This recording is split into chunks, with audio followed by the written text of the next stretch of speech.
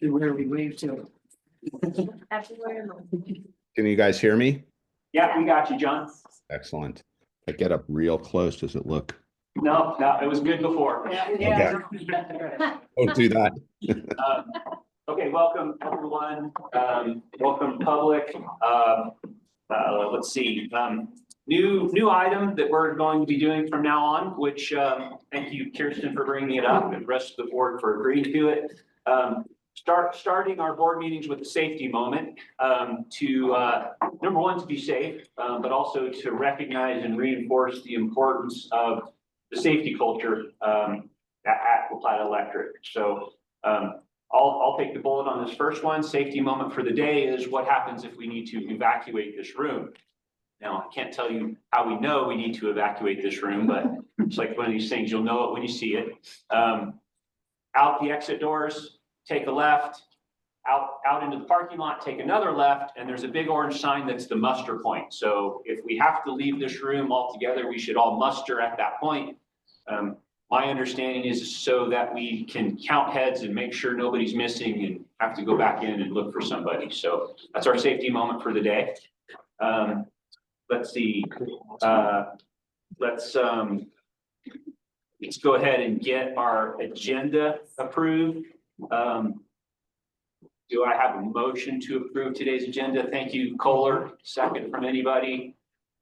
Rachel, thank you. Moved and approved to accept today's agenda. Any discussion, requested changes on the agenda? I have one to bring up let's see, board action, which is section 6 of the agenda.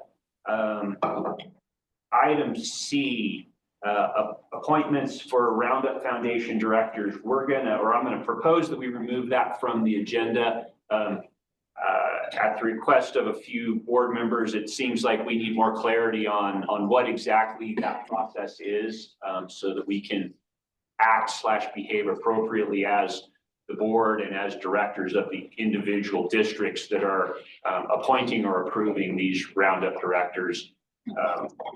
I've confirmed with Graham that this is not time urgent, that we can understand the necessary process and still take action in December without causing a problem for Roundup. So I will move that we modify the agenda by removing that item.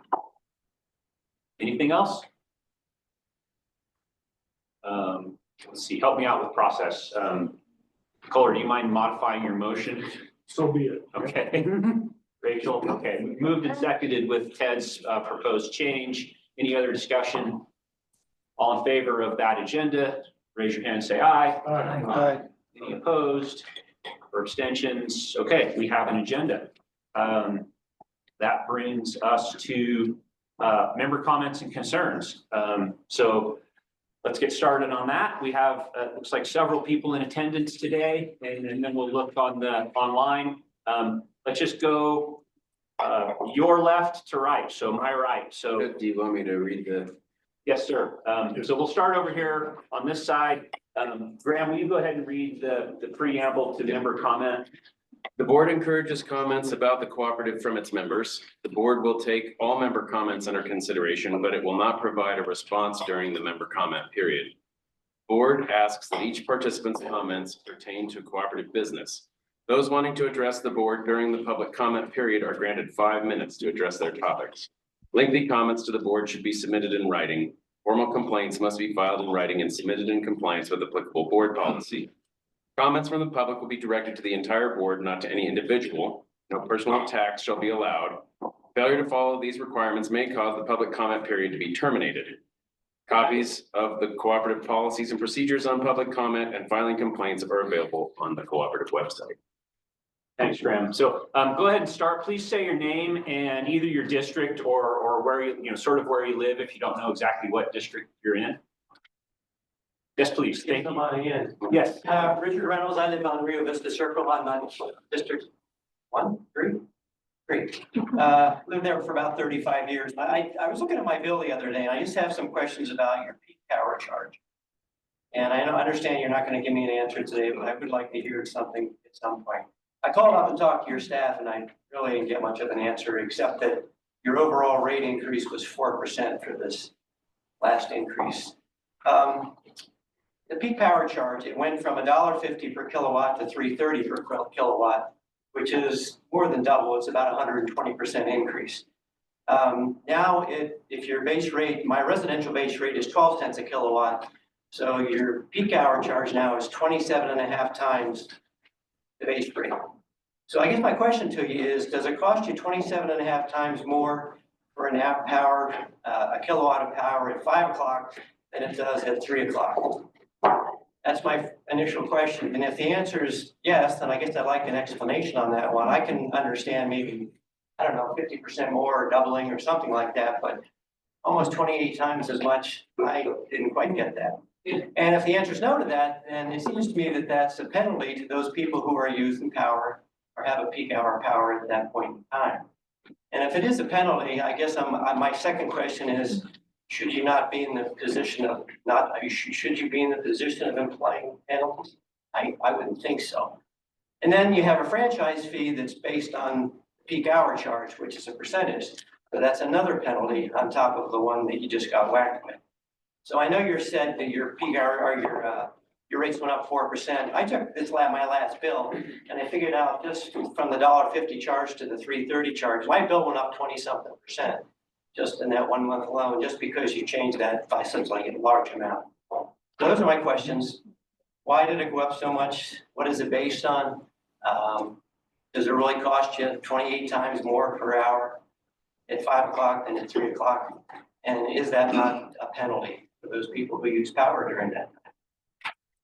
Thanks. Yeah, I appreciate the comment, and certainly if you as a member of the organization and the public have that question, you're not the only one. And so I feel strongly that we can answer those questions. We won't do it in the moment. Mr. Harms, sitting right behind you, was nodding his head most of the time, so I feel like he's got a good And I answer. figured out what happened. I have 2 cars. They're both full electrics, and I left one of them plugged in too long. Yeah. So, I mean, one of my chargers is one of your chargers that I have a timer on it, which is really great because I don't have to worry about unplugging it. But my other car it's an old, I've had an electric car since 2013.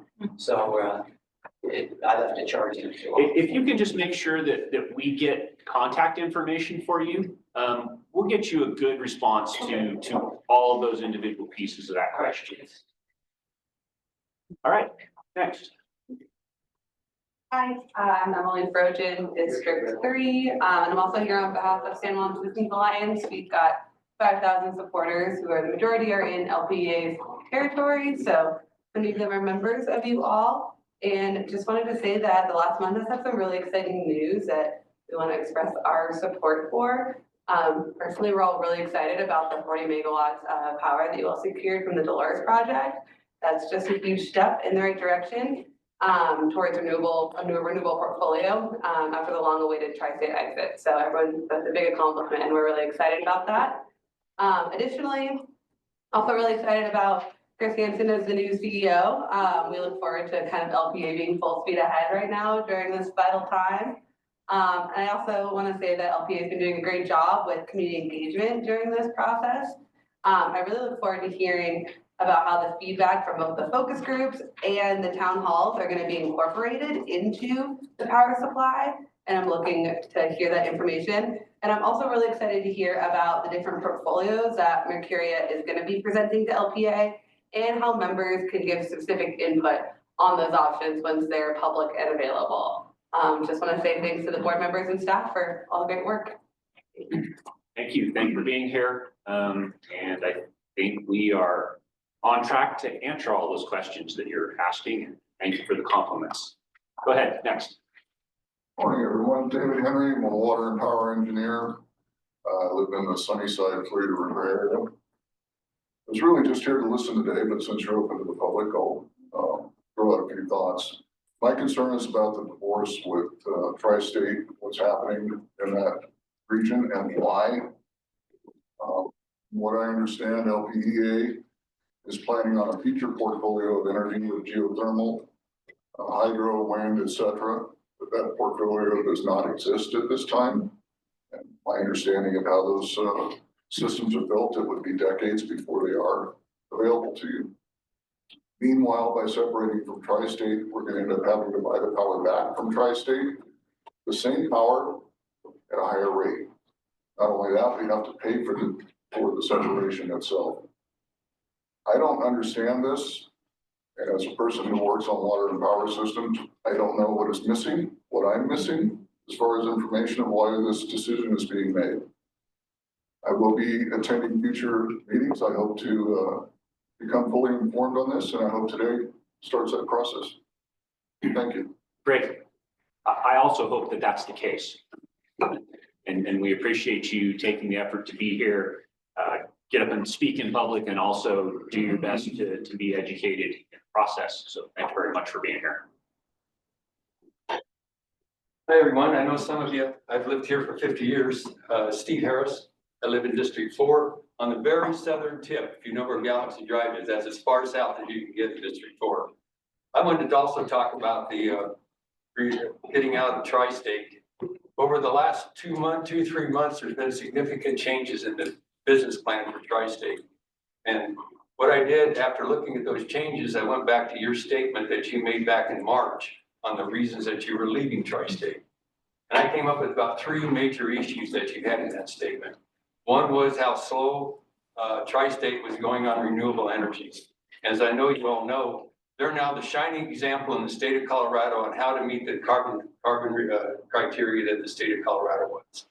In addition, they got $2.5 billion, I know millions are still in my mind, $2.5 billion from the feds to make that transition. You can't do better than that. That's as good as you're going to get on transition in the state. The second thing was your dislike of the 5% cap, because that kept you from helping people locally help people locally to produce energy. Now I understand that's gone up to about 40%. I don't know what all the criteria is, but it's good to consider. The third thing was the price. You were thinking that you could save a bunch of money with the price on these, and as near as I can tell, whatever money that is, you're not going to have to use to pay off the debt service on the $200 million you have to pay to get out of Tri-State. In addition, just last week I see you're going to have a buy power from Tri-State. It can't be any less than what they would sell it if you kept it Tri-State. So anyway, it looks like the rates are okay. If I were in your shoes, I'd say, victory, we won. Pat yourself on the back. Stay where you're at, where you've been for, I don't know, 40 years anyway with Tri-State, and I don't know, 80 years with their predecessors. And if you're worried about your constituents, go into your constituents and saying, we won. We won. This is the reason, and we want to stay because this has been secure power for, however long it's been, 40 years at least. This last thing I want to point out is that Tri-State owns their facilities. And as a member of Tri-State, you have an ownership interest in those facilities. When you go off on your own, you're going to be contracts, a series of contracts, maybe 10 years at the most of the time. And that's like renting. And just to sum it up, that's like the difference between owning your house and running your house. So I'd encourage you to declare victory, say you did a good job, pat yourself on the back, advertise that, and say, we decided to stay into Tri-State because things changed. Thank you. Thanks very much. Thanks for spending the time to come in and speak your mind to us today. It's much appreciated. Nice to have participation. We appreciate you being here. How about online? Did I get everyone? Everyone's in the front row, right? Anybody else for public comment in the room? Going once, going twice. Okay, so we'll go to online. Are there any hands up? Yeah, Brian Rogers. Brian Rogers, you have the mic. Hello, thank you. Appreciate all the work you do. I'm in District 3. I wanted to make a comment to just continue encouraging your community engagement that you've been active with, including your town halls and the focus groups that you've been a part of. Also, yeah, congratulations on the 40 megawatt of solar from the Dolores project. I think that shows yeah, lots of encouraging movement forward. I am curious to continue to hear how things move forward with Mercuria Energy. And yeah, I think continuing to focus on your communication side to make sure that that information's coming out and available to the public. And I also want to make a comment of, yeah, congratulating and feeling safe as a member for leaving Tri-State in the financial situation that they are in. I know they're receiving support from the federal government, but financially, I still agree with your decision that being a member there is also taking on their debt and debt services that we'd be responsible, and those costs would be pushed through us. So I think that is a responsible financial decision for the members that you all have made. Yeah, thank you. That's it. Thank you, Brian. Thanks for your comments today. Anybody else in the waiting room? Doesn't look like it. Okay, then before we close out member comments, I want to acknowledge that we did receive a request for member comment via email. And I'll just say that our policy says that member comments must be spoken. So we're not going to read that into the record, but we will include that particular member comment in the overall meeting record. So it will be public for anybody that wants to find it in there. At that point, we'll close out member comment and move to the next item on the agenda, which Emily sort of stole our thunder on, but it's welcoming our new CEO, Chris Hansen. So welcome. Chris here. You know, I can speak for the board and say we're just extremely excited to have found you, have selected you, and to have kicked this relationship off. So we're all excited to have you here. We hope you're excited to be here. Please tell us how excited you are. Ted, I am very excited. Yeah, tremendous opportunity, and I just want to thank the board for your confidence in me and in the process. And I hope I can live up to the high expectations that you've set for me and this team here at LPEA. Incredible warm welcome to town and to the area. Thank you for that. Thank you to the community members who've welcomed me so warmly. And I'm really looking forward to putting my background, my experience to work for this incredible team. I've come out of an engineering and technical background, then did a lot of economics in grad school in the energy sector. Had a chance to manage some large teams in the private sector before going into public office, and did a lot of energy policy work in my time in the state legislature. And I hope to put all of that to work with this incredible team that you've assembled here at LPEA and to be successful for all of our members, and really looking forward to getting to know the community, getting to know our service territory inside and out. And I'll be calling on all the board members to help me do that at a very fast pace. So thank you for the warm welcome, and ready to get to work. Sounds awesome. Moving on then into agenda item 4, consent board items. Are there any questions or comments or concerns in the consent board that we might be able to address? And if we can't address, then we'll pull items out of the consent board. See Kohler. Yeah, I don't think we need to pull it up, but on page 4 of the minutes, and it's page 5 of 142 of the board docs, under executive session, the first line, it talks about to discuss an update on FERC in La Plata County.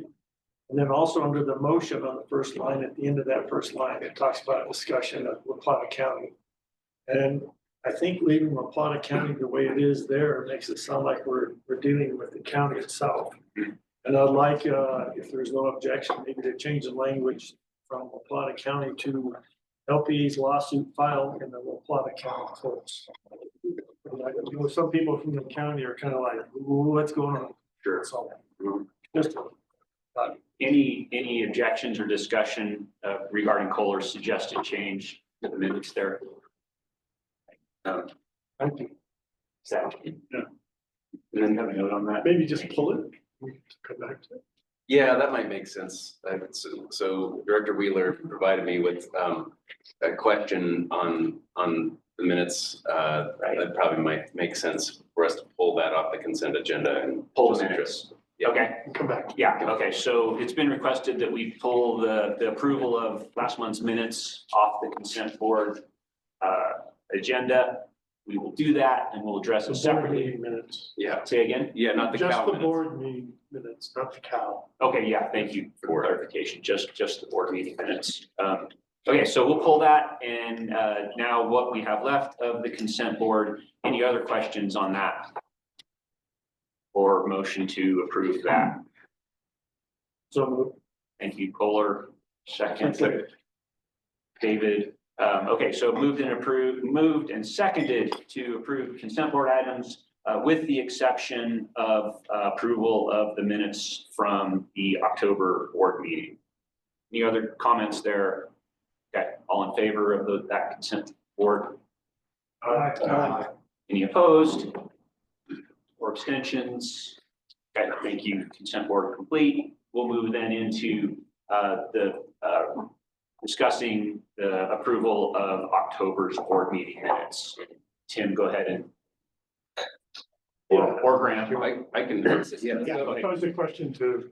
So the draft minutes that we had reflected the total number. So we had our officer elections, as everyone recalls, right? And we had a lot of officer positions were unopposed, and yet there would be, say, less than 100% participation. So it would be, say, maybe 10 for, and that was it. And we noted that, I think, just in the terms of positive votes in the minutes, and the recommendation was that to show that we had full participation of the board at that meeting, that we should reflect the non-votes as abstentions. And it makes sense to me, right? I mean, as we all know, our officer votes by bylaw or by secret ballot, so not be identified. I actually don't have any way of going back and identifying who abstained or anything like that, and we wouldn't be allowed to show, but it would just sort of show an overall vote count of, say, 10 for and 2 abstentions. And so it makes sense in a more sort of overall, rather than just sort of letting the abstentions be implied by the fact that the attendance list shows full attendance and the vote count shows fewer than everyone voting. It's perhaps more clear that there were some abstentions. That makes sense. Makes a lot of sense. Does everybody kind of understand what we're talking about here? You need any clarity on it, or have comments for or against that suggested modification? Okay, and sorry, Dan. Well, the way the process was, there was, some of us didn't have the cell phone number to make the call to do our vote, so I, for one, missed out on a couple of the votes. So it might not be an official abstention, it might have just been a technological problem that In that case, that person wasn't present. after a sort, yeah. I mean, it is, yeah, and I mean, or. The minutes reflect the full boards here, Mhm, but the votes don't. mhm. And from my perspective, we need to make sure that those tally. But maybe that's trivial, but I think Well, and it may not, I mean, I'm not sure that it's truly possible at this, retroactively now. If some of them were actual intentional abstentions and some of them were other things like technical challenges or someone went to the bathroom or something like that, was sort of not present for whatever reason, I'm not sure.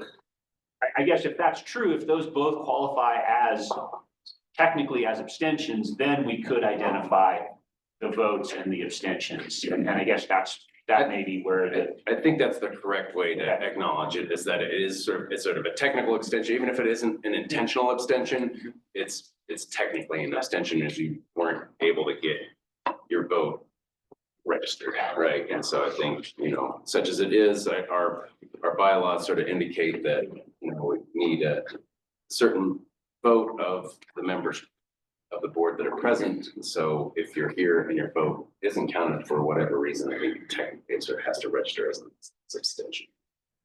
Fine, and Joe? I'll just comment that it'd be a really good idea to make sure we have our officer elections at an in-person meeting. That makes a lot of Same sense. comment. Yeah, no, absolutely. Well noted. Solves that problem. Kirsten? Yeah, I'm not a lawyer and I don't play one on TV. And trying to come up with the most accurate way to describe it, we know the fours, we have no idea whether that was an abstention or like you said, they were gone, they were not present. And those are different things. So the only thing we know for sure is the 4 votes. So I mean, is that indeed more accurate than calling the other things something that we are guessing that they were? according to our roll call, we know that everyone was present. So it Well, was sort of as a technical, it sounds like perhaps there was technological issue in tendering the vote, right? And so it's not, so, so the quorum, the vote tally wouldn't have moved to the number of directors present, right? And so if somebody is present, doesn't vote, that sort of counts as an abstention. We know what we know, which was how many of the votes were. We're not quite sure about what the others were. Yeah. But But if again, we- I'm not a lawyer, so you guys. I think the question is, do we agree to call abstentions and technological abstentions the same thing? Because then we can actually use that terminology. Did you just ask, do we agree? And I guess I say, I don't agree. Okay, So if you're asking. I thought I got legal consultation that we could call them the same Good, thing. you guys can, but you just said, do we agree? And I'm telling you, no. Then I'm not sure we're solving this problem. Well, I mean, I think, we'll probably just need to vote on it, right? So I mean, it's a proposed amendment. Yeah, right. So It Tim, doesn't need to be. will you clarify your proposal? Yeah, I'm suggesting that we don't record the votes for our officers as 11-0 Okay, or 10-0 when there were 12 board members present. Any that are 0 are effectively abstentions, okay. and we should call them that. So to me, that's really what the modification, what the motion is that we should call, that we know we had a full room. And that any not 4 votes should be considered abstentions or should be called abstentions in the minutes. Yes. Everybody clear on that motion? All right, and any other discussion on that motion to modify the minutes? Do we have a second on that specific goal? Seconded by, any other discussion? Okay, all in favor of modifying the October board? And this would probably include Kohler's grammatical reference to La Plata County Court as well. So we're. 2 modifications. Yeah, so we didn't actually have the minutes on the consent agenda, so it'd be both. Okay, so those 2 modifications, Tim's about calling zeros abstentions, and Fuller's modification to clarify the language about the La Plata County court case. All right, then all in favor of those modifications to the minutes, say aye. Aye. Opposed? We have the count right? Looks like 4 opposed. Okay. Any abstentions? And John, is that for or against, John? Or, Thank you, okay. 8-4. All right, so we will modify the minutes as proposed, as voted on. Okay, on to next agenda item, which is number 5, CEO and staff reports.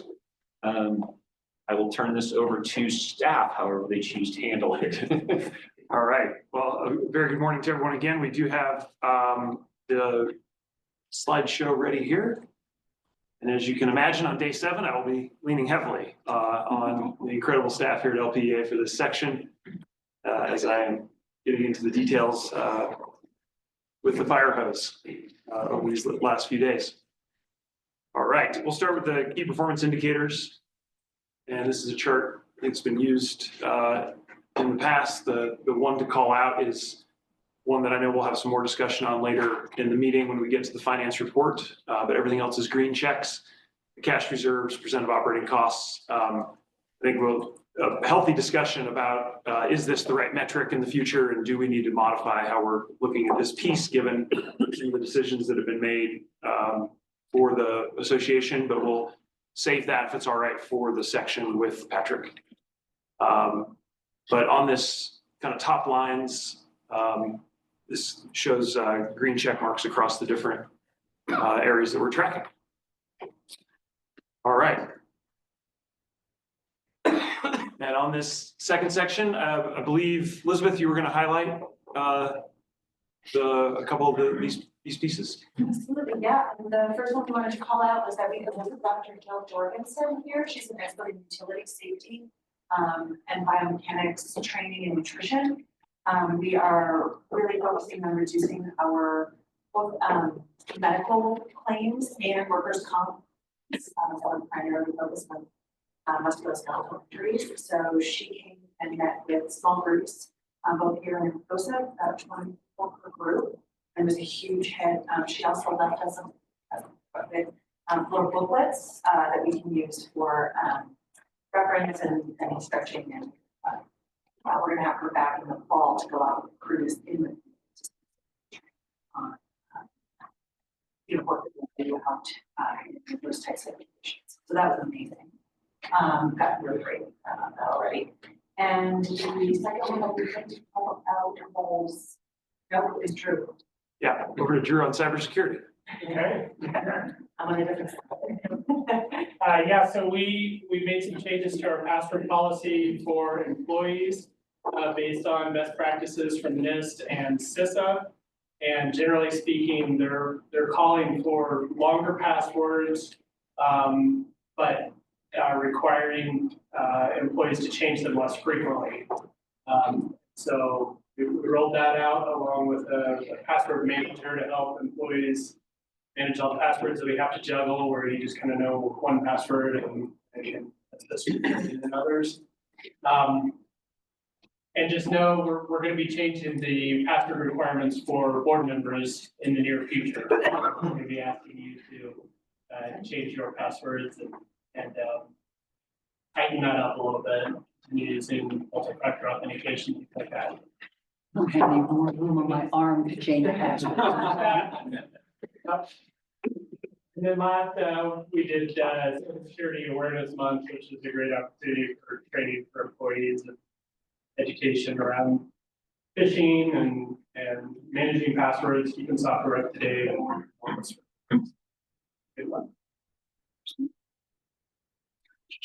Yeah, go ahead, handle questions. Oh, okay. Yeah. Yeah, it's a question for Elizabeth. Are we seeing, an increase in injuries and workers' comp claims and stuff like that? Is that something significant, or is it pretty much kind of business as usual?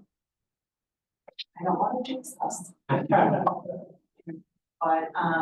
we are on track this year to actually forward events. So I think we're doing well. I know I'm getting goosebumps, but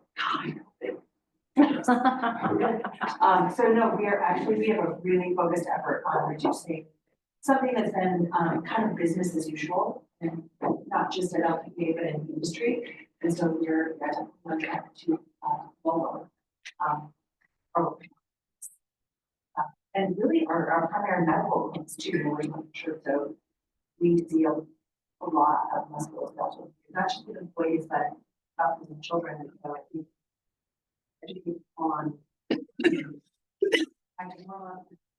practices when you're lifting, really keep that. Seeing reduction. Okay, so when you say no losses, like what was the first term you used, no loss? No lost time. No lost time, but that's a little different than actual workers' comp. It is. We have had claims this year, all musculoskeletal, not as a result of the loss of time, which means that they're less significant than loss of. Working even about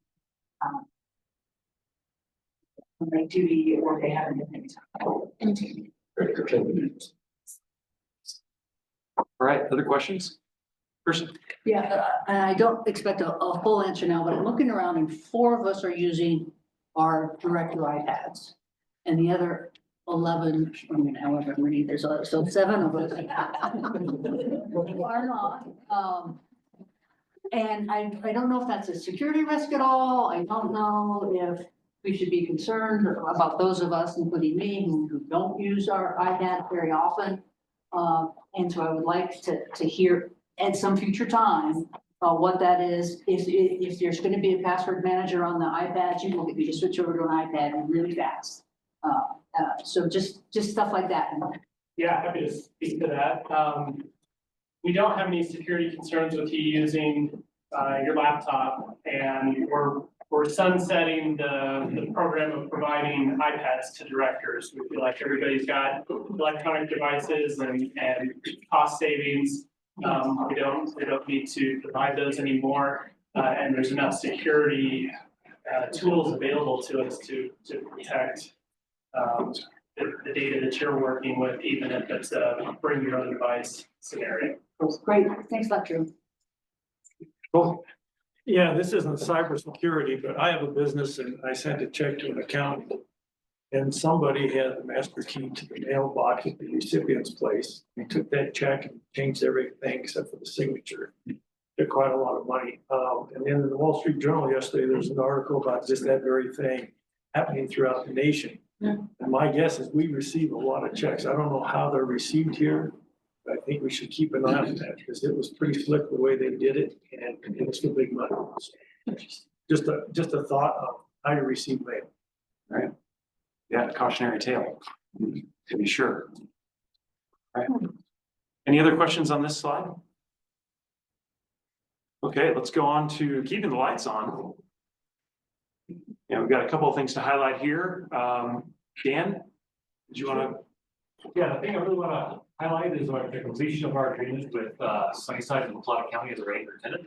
So we have that agreement officially signed, payments been made, everything's rock and roll in there, and we've got excited to announce that we were fully subscribed to Sunnyside.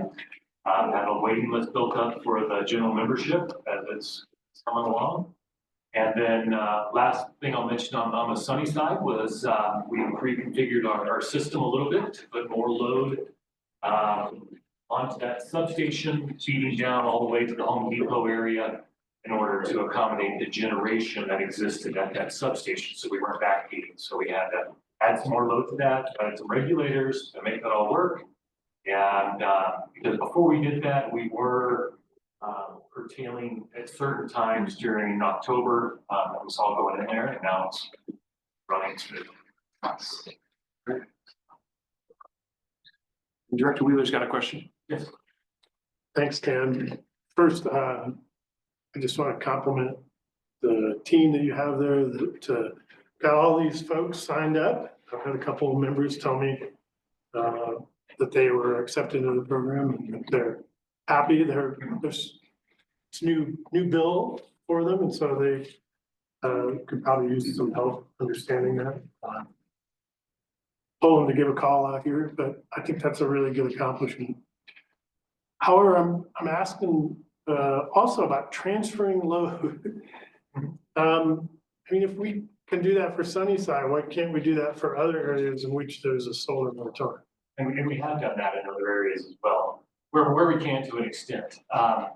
Now, where this has helped Sunnyside, that's less load down in Logan Park. And so, you shift that over there and that works. And it also depends on operationally, what we can do as well. So you want to have, you don't want to put all your eggs in one basket too much either. So there's a balance to be had there. In some areas, we have definitely moved load around. We've added some to Animas to accommodate that. But when you have Animas neighboring Riverview, both of which are having, problems, then I don't have load to move on to it. So there's some physical aspect about adjacency or something that.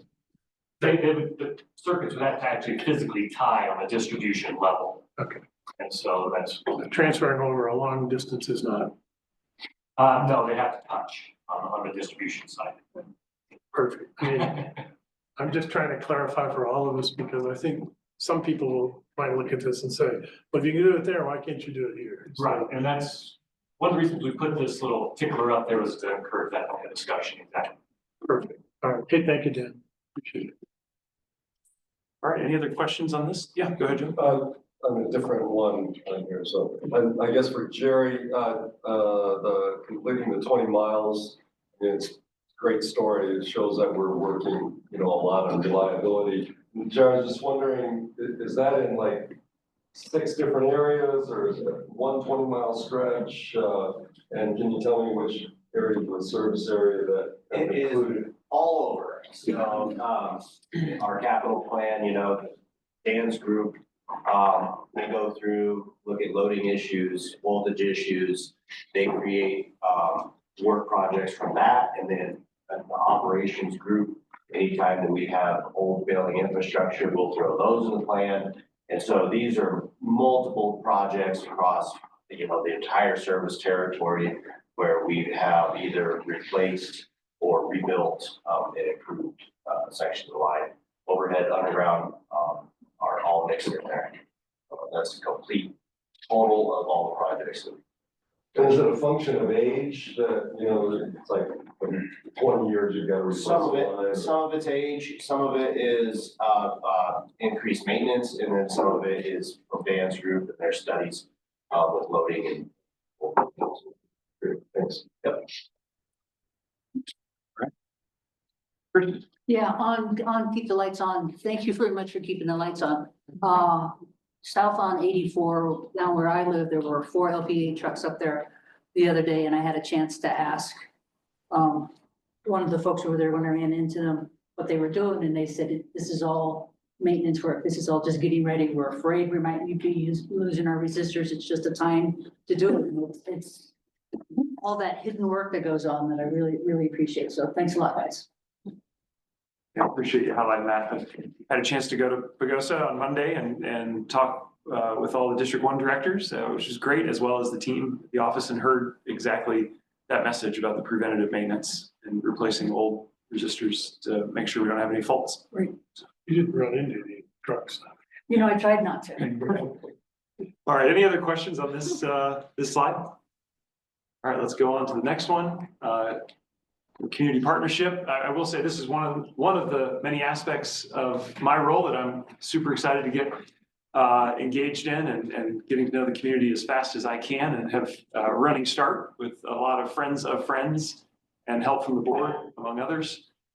Did want to highlight the town hall discussions, and in my one-on-ones with board members, I'm very much looking forward to doing more of those as we continue to have great communication with our membership. But anything folks want to highlight from this slide? Yeah, go. Just a quick question on the first one.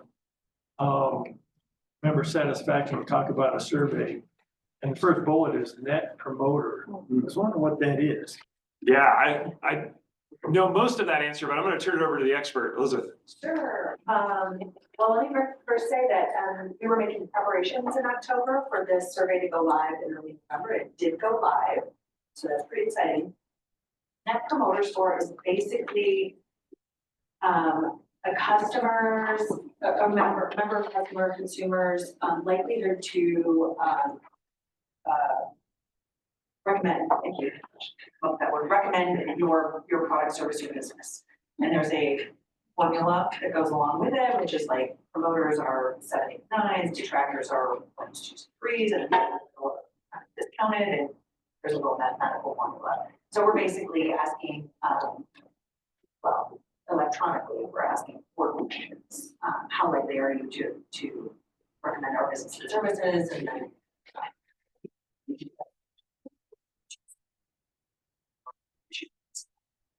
on live, we're primarily focused on asking people who call in who are we're taking care of a service order. We just spend a little bit more time on the phone with them than we do general quick fill question or something. Yeah, it's going really well, and Thank you. I didn't know if that was net metering or something. Thank you. I can say Rachel. Yeah, I'm just curious reading about our contribution to the Hawk Tank business plan competition. And this is just a broader question I think I always have is how do we determine which community projects we're investing in? And is that a transparent process? Is there a strategy? Is it tied to our strategic plan? So. Yeah, Elizabeth? Amanda and I can probably jointly look at this one because our community outreach team falls under that. There is a very rigorous process. A lot of people approach us and ask us for things and stuff and time and money. And we actually direct them to our website where we have a button that you kind of go through a process. And it is true. The Hawk Tank was kind of an interesting one. We have a strong partnership with Fort Lewis College and believe that one of our recruiting strategies is to recruit local. It's very hard to recruit. They have their business school. They're very interested in partnering with us. We hire interns from Fort Lewis. So their Hawk Tank their Hawk Tank program is 10 years in the making. They offer a 3-year sponsorship package to their primary sponsor. That one was expiring. And my relationship with Steve Elias, I go to these events and eventually this one was expiring. And it's a very entrepreneurial event or program. And we talked about it as a leadership team. And these are the kind of people we're looking at supporting in the young people. It's high school, Fort Lewis College students and recent graduates. So they have 3 different competitions, and they're very aligned with our cooperative principles. So it seems like a great alignment for us. And do our check our budget, make sure it aligns with our budgeting. And so as a leadership team, we're all.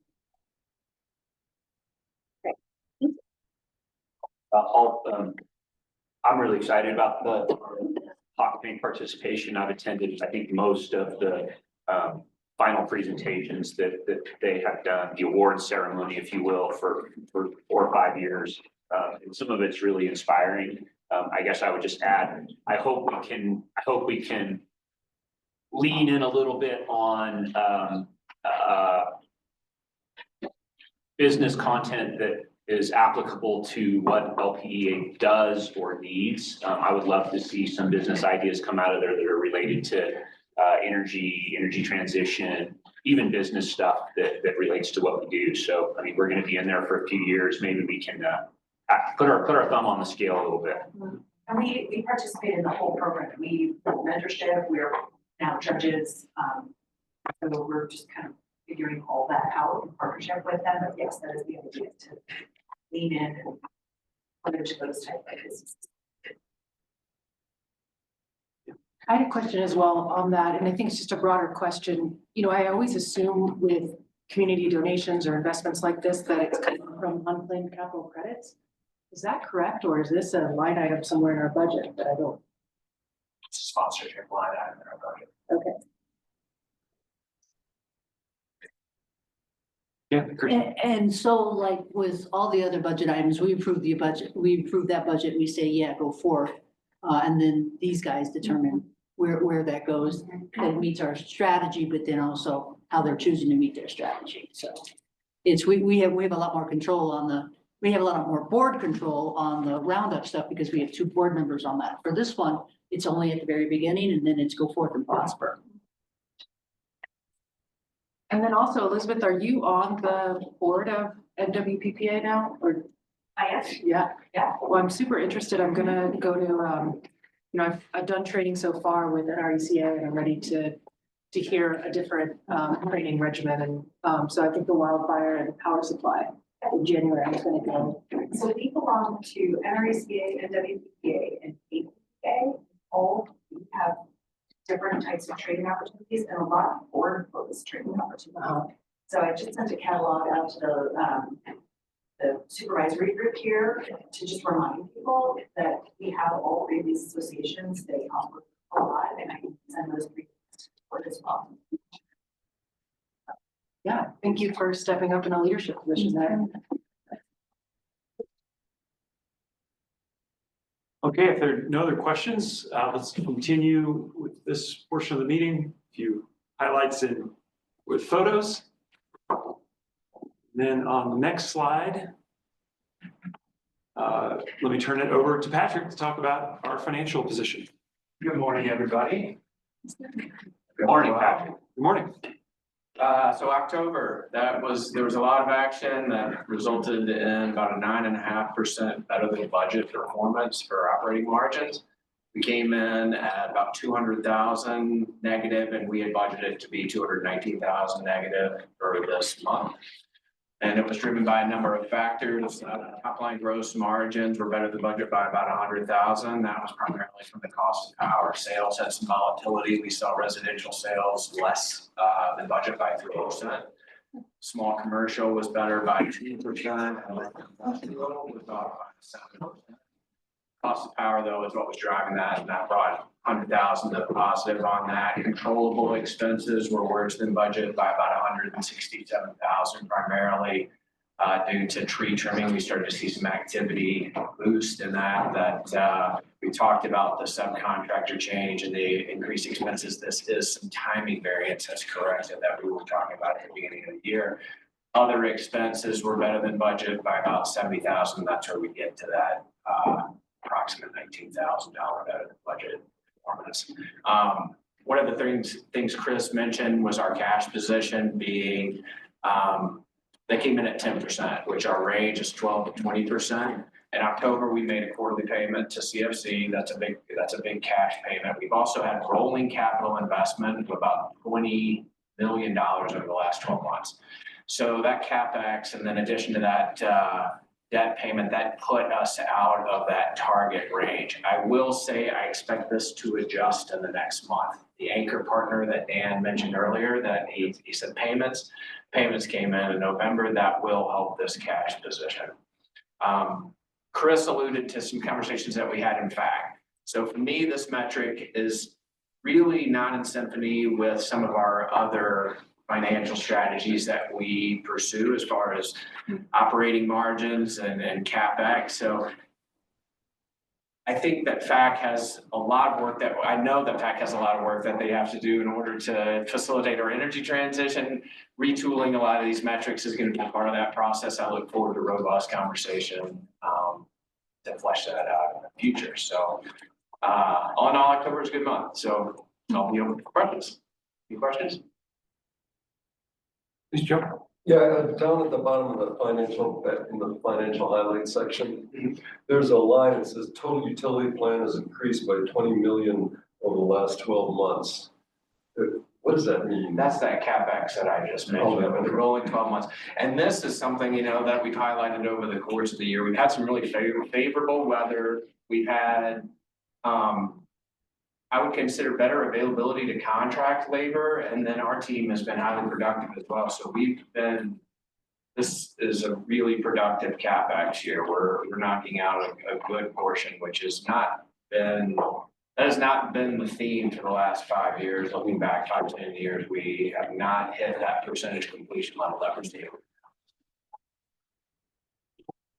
Yeah, I think you want. Have we had, so I assume, it's a couple key accounts in large industrial that continue to have this variance that it's close to 10% every month. That's right. Have we had conversations about their forecast for next year, and was that integrated to the budget? We have. So Dan's team reaches out to those key players, so to speak, to get an indication of what their load forecast looks like. We have pared that back quite a bit. That is reading tea leaves to some degree, but we foresee some natural gas throttling to respond to market signals. So we foresee that to continue. If they have the ability to do that, why wouldn't you do that, right? And so we are integrating that, and that is integrated in the load forecast. Yeah, absolutely. Cool. We did that the prior year, and we were still 7% off. Okay. Yeah. Just so they do their best shot at it. Right. And they say, hey, we're going to bring this unit on, is what they told us. It's what they did. Okay. Yeah, but we try to cater our local forecast best information. They also had a planned maintenance that, what was it, days, that, I don't know, they integrate that into Yeah. Okay, so that's the type of things that they're looking at, but the combination of the two just didn't come over the vision.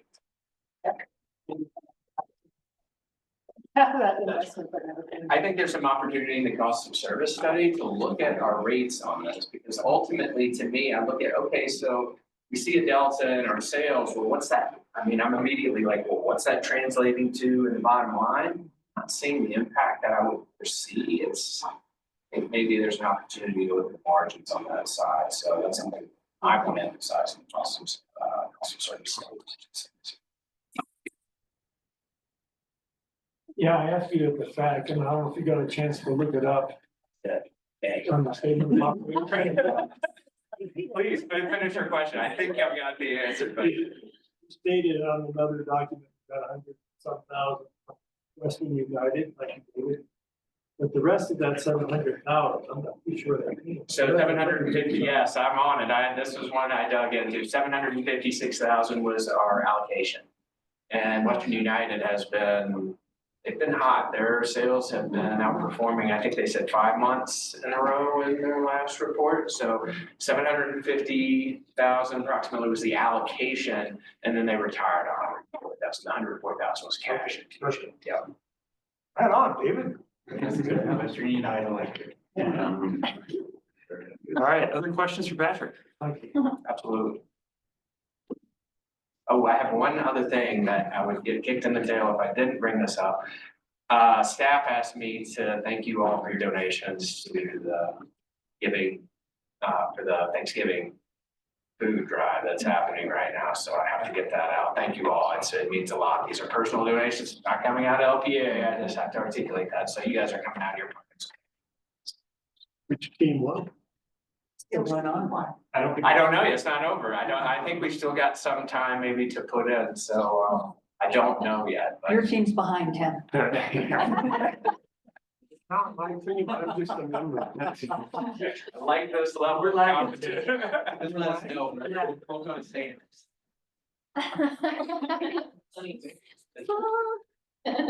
Can you still add to it? Yes, Yes. and Pagosa's Field Bucket is this Saturday. That's the last day. Thank you for the branding on that. I think that it's one bucket, I think it ends on after Saturday's event.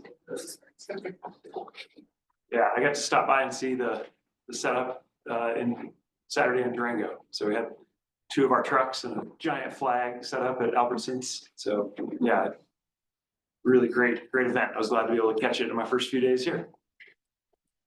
Yes. And just to throw it in there, this year on the food security front, folks are experiencing greater need than prior to COVID, and with changes, all the ARPA money's gone. And so we've gone from having 3 kind of distributed food access events for Thanksgiving and now just having 1 across the whole community. So it's a much higher need now than before. So thanks. All right. Terrific. All right. We will move on to our next slide. Oh, was there another question? Sorry. Before we leave the dashboards totally, I have a question on the very first slide. So get through the dashboards if you would, and then we'll I go just back. need a quick education. Yeah. Okay, sounds great. We'll circle back there before we end. All right, on prepare for the future. Dan. I'll take it again. I think an exciting thing to point out here is the bullet point right in the middle, talking about bracing. I love how they come up with cool acronyms on all these different grants and programs and everything. I don't know which comes first, the name of the acronym, but what that entails is it's quite an honor that's bestowed upon the Plow Electorate. We were called up by the Colorado POE or the CEO, and they said, we need to select one utility out of the entire state, and you're it. We just like the progressive nature that you guys are taking, and we want to, basically we were awarded a study, so to speak, and they're going to look very carefully at our system and the impacts that can arise here from climate change and just rising temperatures and what our loads are going to be, what we need to prepare for, when wildfires may be coming through. And the result of this type of study is how to best utilize our capital dollars, is what their ultimate goal is to come out of this. So It's really a neat program. They're asking the right questions here so far.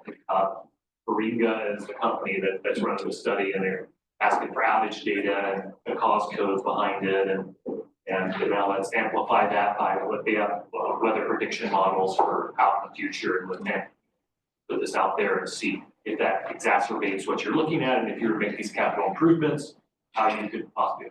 So it's a neat project, and we're honored to be part of it. Question here, Director Landis. Yeah, I'm curious on this, because as you mentioned, it's really geared at capital investment. One of the things I've been wondering is if we'll flip from a winter peaker to a summer peaker at some point, as air conditioning comes online, and just in terms, as we look at filling our power supply and that modeling. So will it also be able, do you think, to drive some data towards that? It would have that type of data there, absolutely. We build to the peak. And so whether that peak, if they start to see the summer poking up and work the winter, that would happen. I don't know if that would happen on a net basis, just because of the solar that's being installed at the same time, that load may be coming up. So it's a lot of moving parts there, and result in the end. Thank you. Director Mattson, did you have a question? No, I was just gonna respond to Rachel's, in utility dive, there's a lot of summer peakers that are currently worried about becoming winter peakers because of heat pumps coming online. Yeah. Hey. That's definitely the general trend. Yeah. It's going the other direction. Yeah. Director Wheeler? Thanks. I have two questions on this slide. One is the comment about a new battery incentive program. And I'm curious if we can learn more about that. Would that be a tariff change, or is that? Yeah, that's kind of, we're trying to coordinate with Amanda on, when we're ready to go public with some of these things, public campaign and everything. We do want to do a lunch and learn with the board before, anything happens. We've spent a lot of time talking with installers and have a lot of great support on what we're proposing here.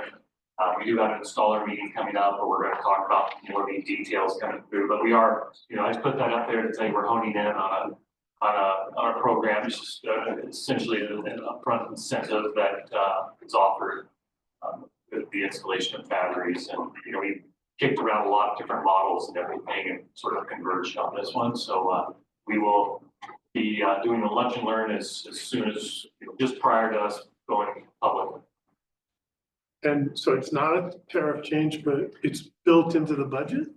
Yes, it's like on the rebate side of things. On the rebate. Yeah. Thanks for that info. And the other one was the IQMS. How's that differ from the one that NREL study that we approved a couple months ago? Yeah, this is more of a queue management system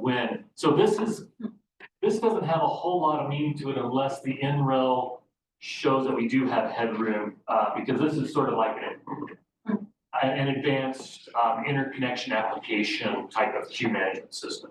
Whereas right now we're looking at, really, are you within 150% of your load? And is there still availability on the feeder?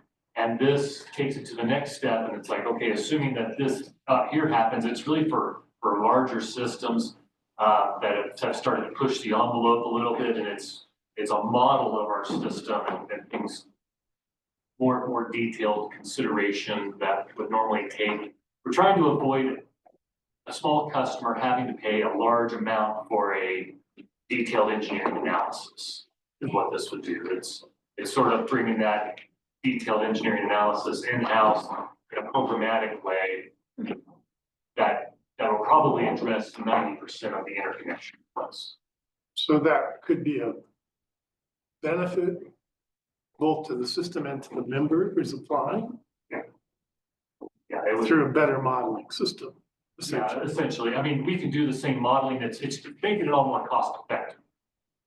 We'd be doing the same thing, but we may have to go for an outside consultant that would charge $5,000 for a study. Whereas this would be able to probably take on most of that.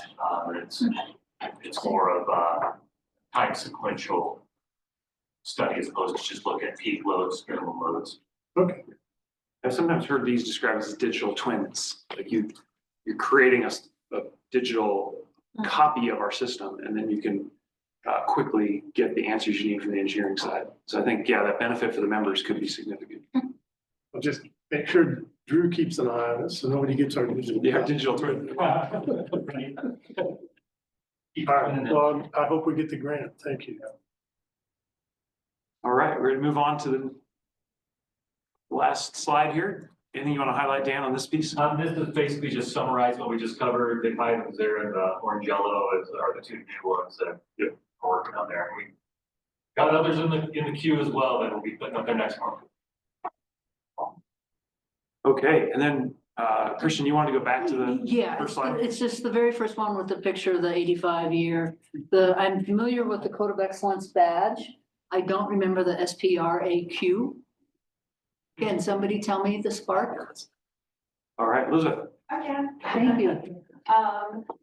SPARK is an acronym that actually was brought to us by the IBEW. It's safety, professionalism, accountability, relationships.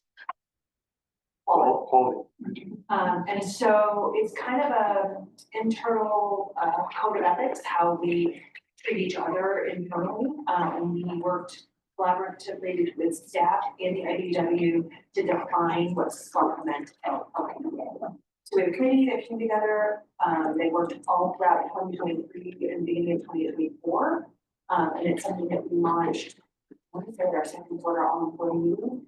So it is our internal code of ethics, how we treat each other.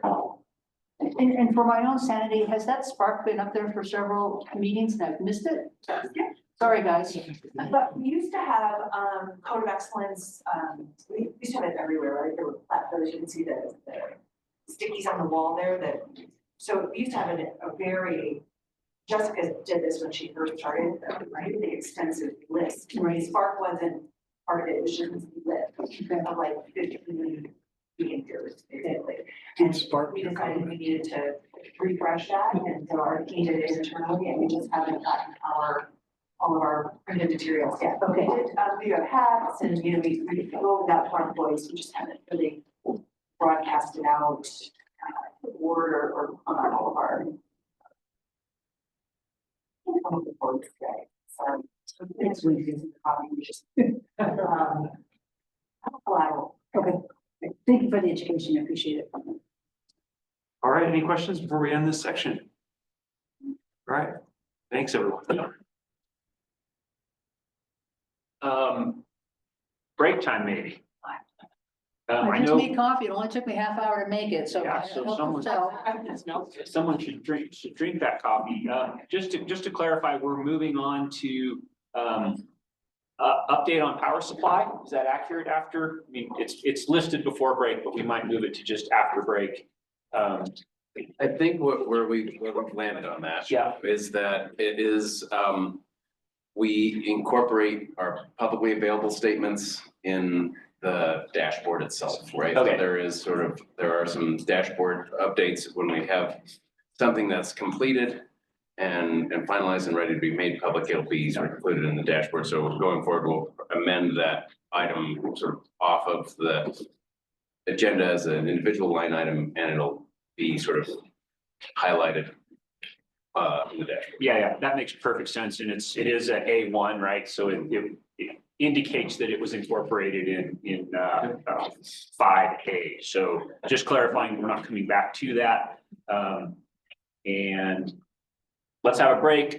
Members of the public, you are totally welcome. Happy to have you here. We really appreciate it. But I also wanted to make it clear that if anyone leaves, we won't take offense to it. So if time is an issue for you or something like that, don't feel like we're gonna think less about your participation if you do go out. But again, everyone's welcome to stay. Director Wheeler. Yeah, so I'm just curious when we might hear about the results of the focus groups, the town halls, if there's any particular feedback or anything we got, or we'll get from that. If not today, some point. Fair ask. Let's take our break and we'll see if there are any answers to that when we come back. Take 10. So 10:20.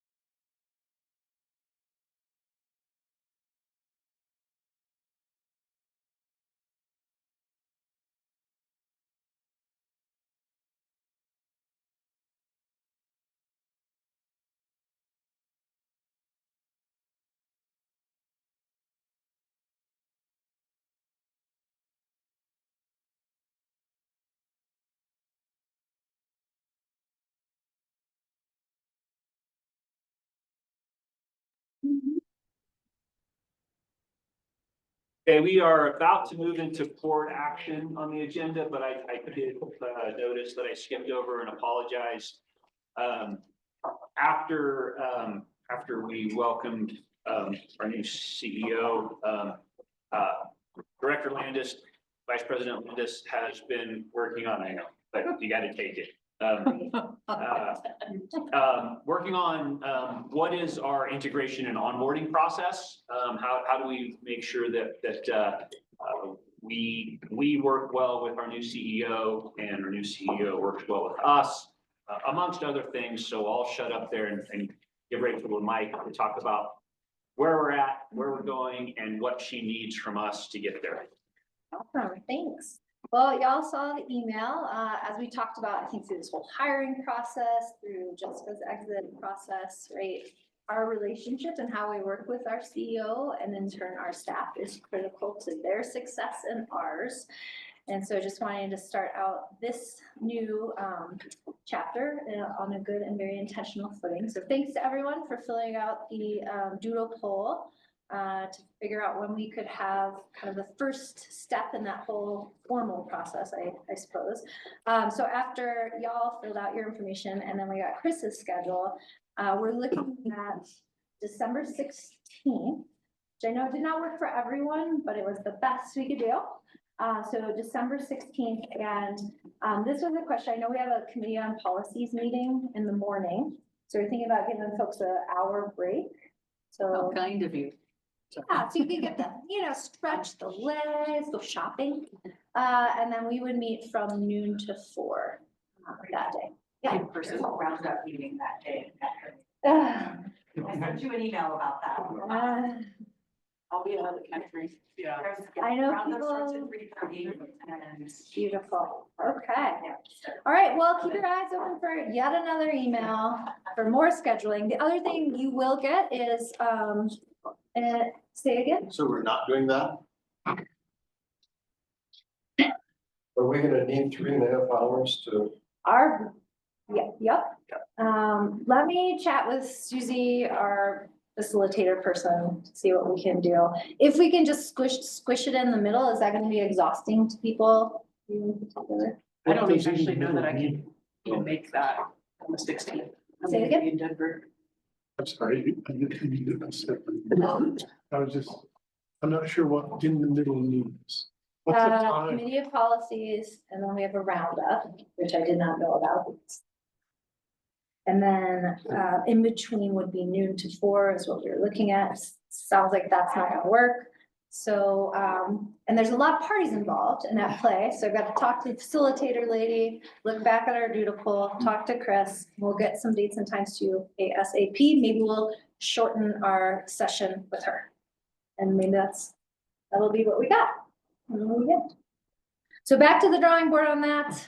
Sorry, I was really hoping we had that lined up. Is roundup, could we push that meeting to the next day? Is that? It's a bunch of. There's a lot of people. There's a lot of people. Oh, what is it? Okay. It's external. Community boards. 11:30 to 3:30. Well, it's 11 to 3:30. So committee on policy says at 11, roundup starts at 3:30. Susie and I talked, we could have lunch.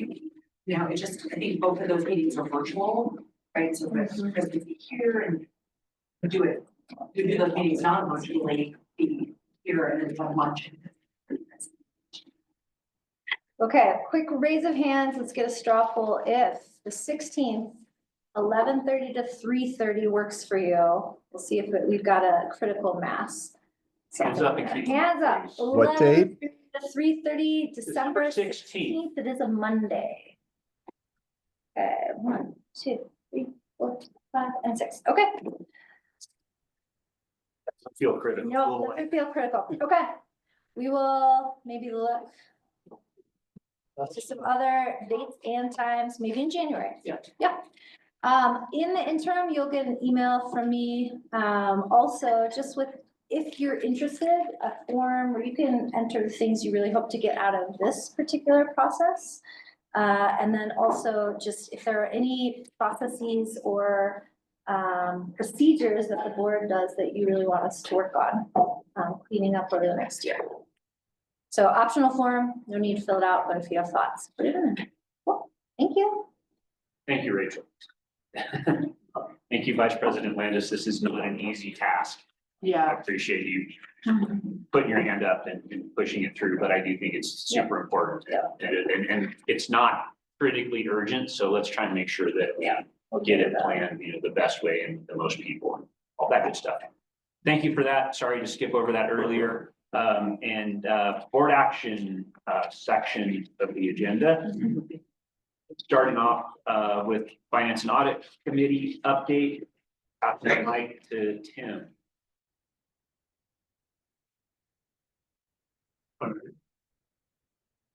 Catch up there.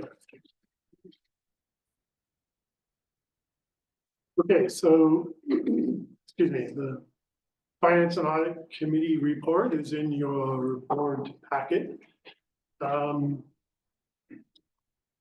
Couple of highlights I want to make is that there are 2 recommendations coming out of the Finance and Audit Committee meeting, recommendations for board action.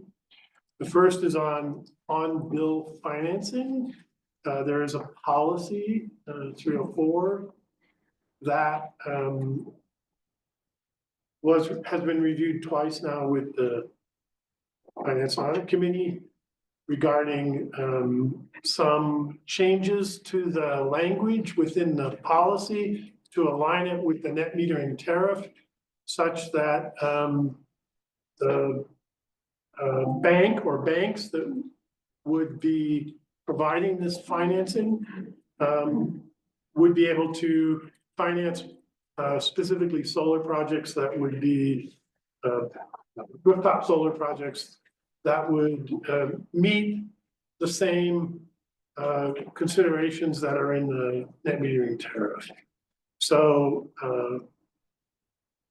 in this FAC meeting, Dan Harms and staff brought back some suggested changes through Graham to the policy. It's just a few pieces and that align those 2 things, which will mean that we don't have sort of 2 sets of guidelines. We will have one, and when we change the tariff, the policy will change, but the policy will then still be applicable. And so the FAC voted unanimously to recommend the board approve the changes as presented to policy 304, the on-bill financing for energy efficiency and beneficial electrification. Quite a mouthful there. And that policy with its changes are in the board packet. This is a motion coming out of committee. So I guess I'll take over and do you want to conduct this? Run it. Okay, Yeah, so get us to a vote. So at this point, if there's any questions or suggestions or comments around those changes, this would be the time to bring them up. Otherwise, we can go to a vote. Yes, Kirsten? What we're trying to fix, as I recall, is that LPEA was approving projects that were too big for the bank to run, so then they would have to go someplace else to find financing. Was that what started this whole thing?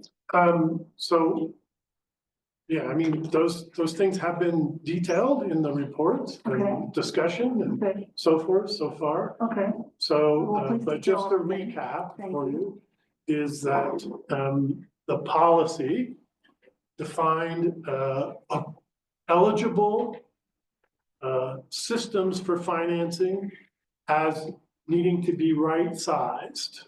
And right-sized had a definition within the policy, which essentially said it cannot be more than 100% of the load that facility represents. Whereas the net metering tariff allows you to go to 150%. Okay. So the financing was not keeping up with what engineering might approve. And therefore, customers who were appointed or members who were appointed to that as a financing vehicle found that they were being told, no, you can't do that. That's a customer satisfaction issue with the members. And they would then go get financing somewhere else, maybe outside of our service territory. So the opportunity to keep those dollars in our local economy, while at the same time providing a vehicle for a member to be getting financing locally for something that is approved through engineering, that mismatch was occurring. This changes that so that the policy follows the net metering tariff. So if we change the tariff, the policy doesn't have to go back to be changed. Thank you for that recap. Sure. And the way I understood it, if they went to the local bank, they'd get most of the time a lower interest rate. They had to go somewhere else. So there's two things. They're just not staying local. Plus they might have to pay more in interest for their asset and so on. Yeah, I don't know So if this it's true is 100% of the satisfactory. time, but that has been, Yeah. that was pointed out. Yeah, it's understanding. It may or may not, but Anyone, Dan, is that okay? Explanation, thank you. I don't want to contradict any stuff. So, any more questions? So can we vote? All those in favor say aye and raise your hand, please. Aye. Changes to 304. Is there any opposition, nay, or abstention? So it looks like it was unanimous. Yes. Thank you. great. All right, so the next one is really the ongoing review of the 2025 budget by the FAC. In this meeting, resulted in a recommendation to approve the 2025 budget. That's got three components to it. It has a capital items section of budget, the capital projects, and then also the operating income budget as well. So after looking at this and also coming out of the committee of the whole meeting we had on the 4th of November, I believe it was, where we all discussed and we also had discussion and around a basic principle of essentially, building into this budget a rate change, or at least not the specifics of what that rate change will be, but overall in the budget, the idea of taking that additional revenue to keep us in line with inflation, which has occurred the last few years and since the last time we had a rate increase for the distribution co-op, and also in preparation for the transition. So that, taking that into consideration, and also the timing of when that rate change would be reflected in the budget, the FAC unanimously recommends that we approve a budget through a resolution, and that resolution, let me just dig that up for you, is 2024-14. There is a copy of that in the board packet. And there's one change subsequent to that, whereby the over total margins would be slightly different than what is in the board packet. So I'm going to read, there's all the whereases beforehand. I'm not going to necessarily go through those unless you think I should, okay? But the real thing that we're voting on is now therefore be it resolved by the Board of Directors of the Powell Electric Association that the 2025 financial forecast in the estimated amount of $120.5 million in total electric revenue, $113.8 million in total cost of electric service, resulting in a $6.6 million operating margin and $9.8 million in total margins. And that has been reduced slightly due to a change in outlook with regards to the sale of Fast Track and the holdbacks associated with that. 2025 capital projects budget of $27.5 million. That's for plant and things like electric service improvements and rebuilds and maintenance and so forth. And then the 2024 capital items budget of 2.9 million. Be and hereby hopefully are approved. So that's what we'd be voting on. That one change is in the 9.8 million in total margins versus what you see in your board packet. Any questions on that? This comes out of the back as a recommendation. So again, it doesn't need a second. It's a committee motion. I'll pause there. Questions, comments, anything, anybody? Clarification, I think. So the total operating margin that we expect in this budget is the 9.8. That's correct. So what we're seeing is the accurate budget. It's not the full budget, but it's the accurate presentation of that number. And just to clarify. Well, the one in the board packet was at 10.7. Okay, so I'm seeing it now Okay. at 9.8. Okay, so that's what I it want to must have been clarify. refreshed by you. Okay. all right. Yeah, there was an email sent, and it was sent Okay. on board that there was a change. Waiting till Tuesday. Sorry, I don't use the. Important just to clarify that Yeah. it is the 9.8. It is. If you're not seeing that 9.8, ask questions to make sure that you're clear on that, and what we're voting on. And it is properly reflected now in the board packet, so it will be reflected properly in minutes. My mistake on the board packet. I have a clarification on the first chart that's under the statement of operations 5-year projection. Total LPEA change in rates forecast. I'm just confused about that chart. Can Patrick or someone can explain that? What is the page number? Oh, I'm sorry. It would be page 44 of 142. Thank you. I'm happy to speak to this. This is just a theoretical glide path for potential rate structure for the next, you're looking into 2029, so. Yeah. But Yeah, go ahead. And then, so you see 2025, 7.27, and then, so on and so forth. We have opportunities to change these. This is just for long-term financial forecasting to get an estimate of what we might be ahead of in order to accommodate CFP payouts. We still have a lot of things to work out with our power purchase costs, so this is giving us an idea so we can essentially glide path our rate impact to our members and be able to communicate that effectively. So Joe, we're voting on the 2025 budget, nothing beyond that. That's right. Right, So- yeah, no, I just want to get a clarification on what this means, that's all, because this doesn't mean that our rates are dropping to 1%. No, those are and yeah, this is all sort of. Yeah, so that part is not what we're discussing or in this motion right now. We're looking at 2025. Anything beyond that is speculative at this point. It's there simply for modeling. It is not something we're voting on. Right now, we're voting on 2025 budget. That's it. We had that discussion in executive session in a committee of the whole meeting. I'm loath to bring that back into here because it's not relevant at this point.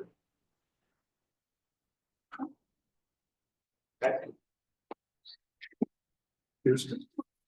Oh, I'm sorry. I don't know if you saw her. Yeah, I'm a little nervous to ask this question. Do you want to clarify why you're nervous or? Yeah, I don't know. I want to ask this question, but I don't know if it's relevant to this budget.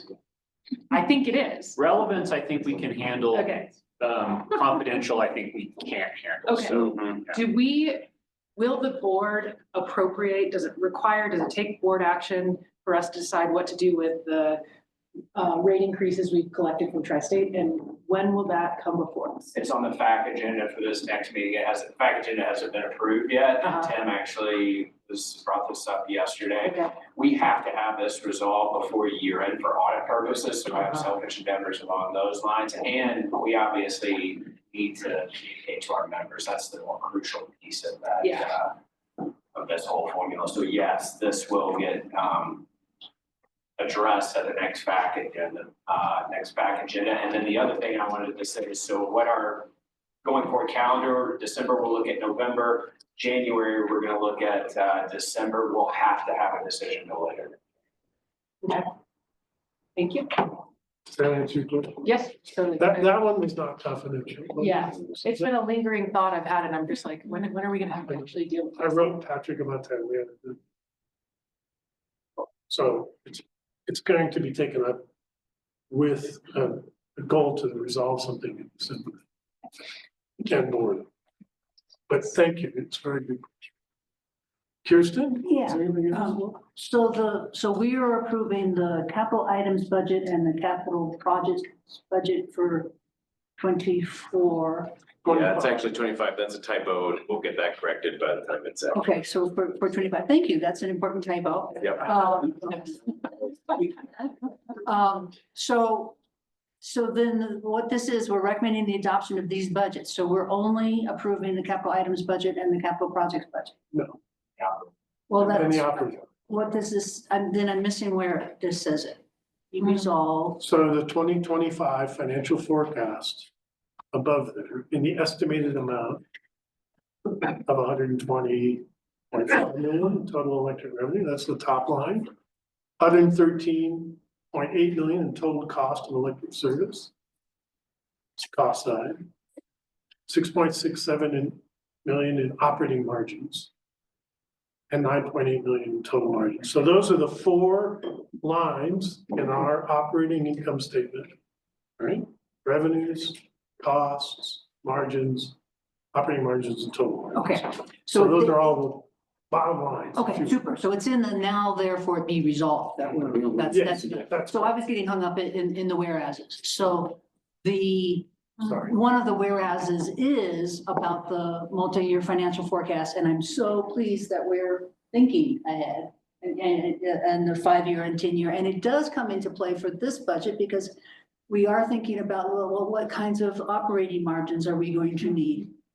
So I do see that in my mind, it is relevant, and I don't have anything to ask. I do have something to ask.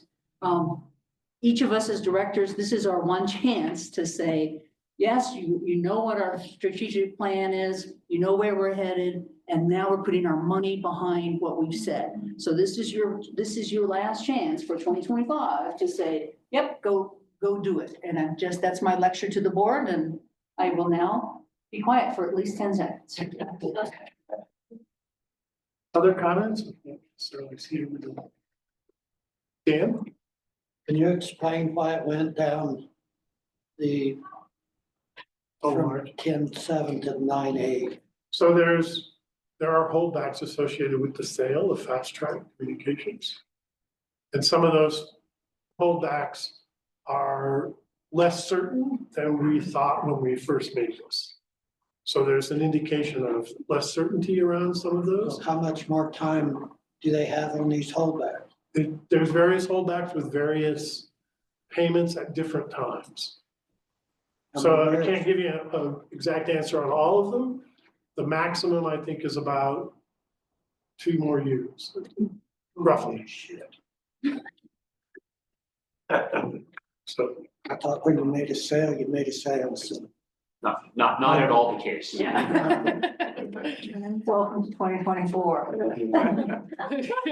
Thank you. Patrick? I would just say that I did not go into this lightly. We did a lot of analysis. We got some information that came in from Bureau Clear Networks that is indicative that it would be wise to be moderately conservative on this. I put a probability on it and reduced that by that amount. Some of my staff was very adamant that they thought this was the number. So I appreciate the conversation about it. I know it's last minute, which is not convenient, but for me, this is not only something that we are guiding to benchmark our internal expenses. It's a tool I use for cash flow monitoring and forecasting. So I thought it was crucial enough to make this change, albeit last minute. I know it's inconvenient, but this was material. So I appreciate the conversation. Thank you. I appreciate the accuracy or attempt at accuracy. We'll hope it's way off and that it comes in. I think it's more caution and conservative budgeting than it is accuracy. That would be how I would phrase it. And I think it's wise. Other questions, anyone? All good questions. Thank you very much. All in favor of resolution 2024-14? These are your answers. Aye. Are there any objections? Or abstentions? Okay, we have a budget for 2025. Thank you. Anything else from the committee? I don't think so. I'd like to talk about something on committee. From back.